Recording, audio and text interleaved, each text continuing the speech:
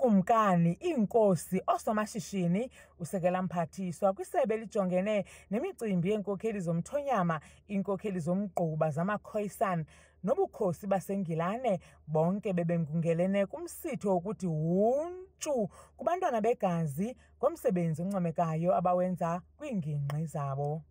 Iinkosi zethu zenze izinto ezininzi ngokokuhlala kwethu, abanye abantu bangangayazi.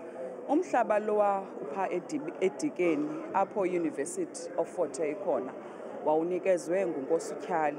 So izinto ezininzi esithi sibe nazo zenziwa ngamakhosi, but amakhosi athi angarecognize. Eli nyathelo livuselela izazela kubo bonke abantwana begazi ukuze bakhumbule okokuba bona ngokokuba bezinkosi basisizinda sokubana kubo kufundwe, kubo kufuzwe sisizwe. Ezi nkokheli nazo zizinkombisifuba ngelithi intshisakalo yokuzenza idini labantu bazalwa nayo kodwa bayifuna inkxaso yemali kurhulumente.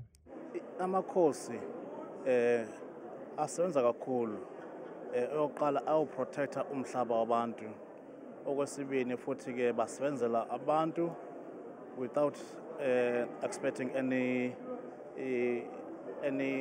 our rewards at the end.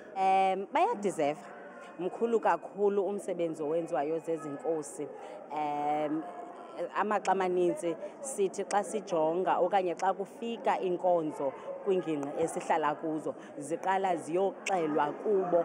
Lo mnyhadala uzawusingathwa minyaka le kumaphondo ohlukeneyo khona ukuze iinkokheli zomthonyama mbombozone zeli zingabi namkhinkqi ekwenzeni umsebenzi wazo.